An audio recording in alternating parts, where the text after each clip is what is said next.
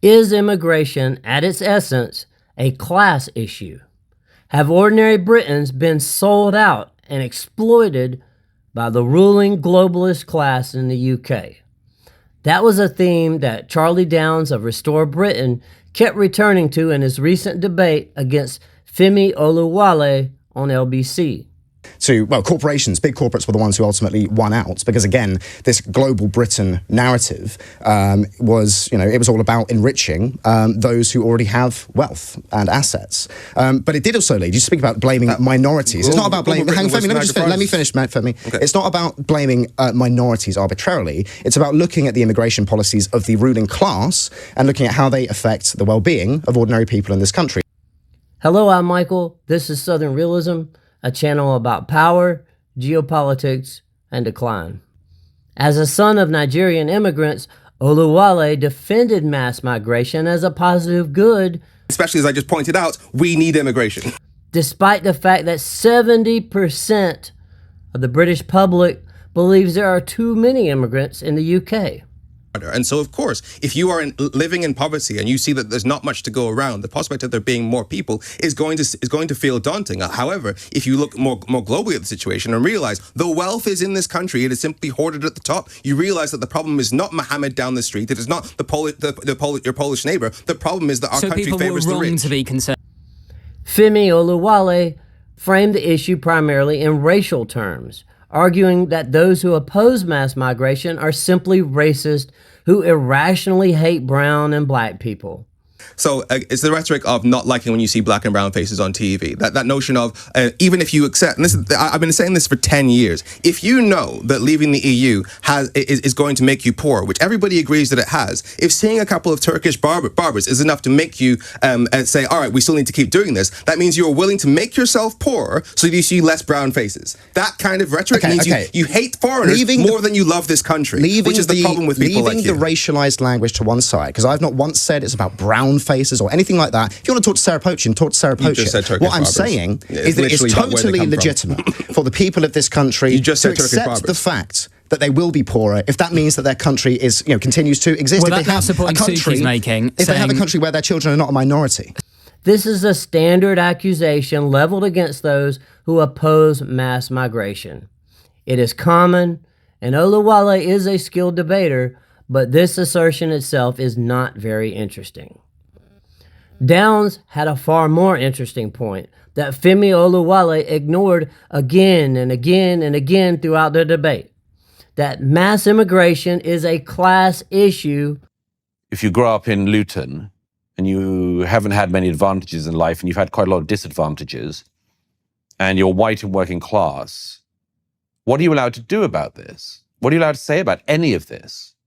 And the government, for decades now, has had the attitude, you're not allowed to do anything. You're not allowed to say anything. You can't do anything because if you do, we'll call you a racist and we'll call you far right. The British people have been betrayed and abused on this issue for 50 years by the globalist ruling class of the UK.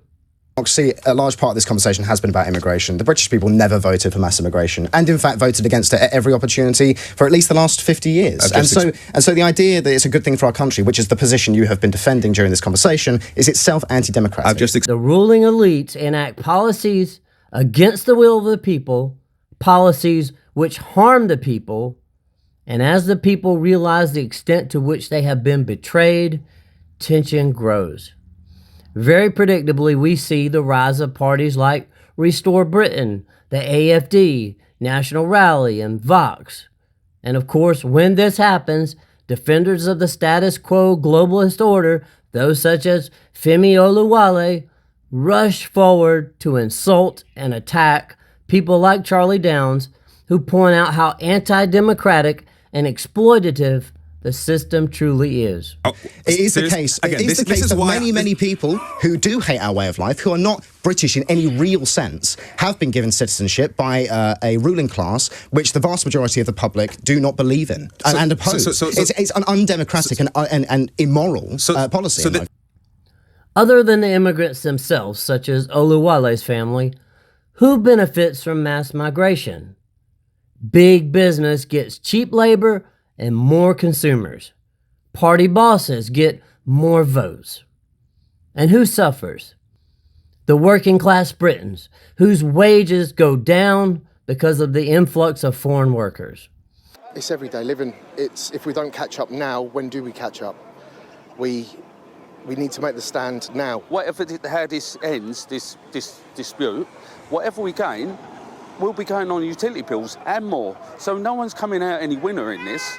The tens of thousands of British girls who are abused and violated by foreign grooming gangs. The details are harrowing of the rape abuse of potentially hundreds of thousands of young girls at the hands of predominantly Pakistani men.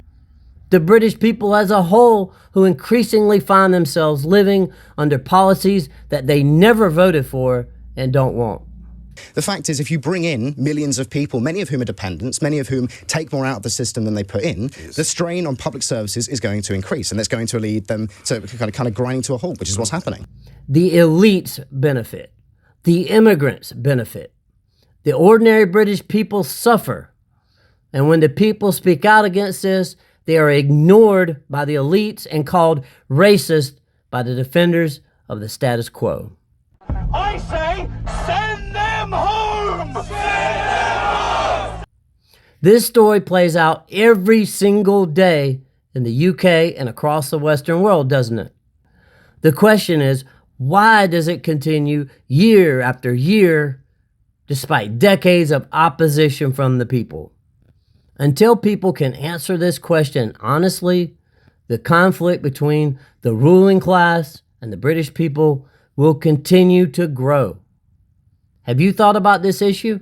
If so, I'd love to hear about it in the comments below. And if you like this content, I would appreciate it if you like the video and subscribe to the channel. And I'll be back with you very soon.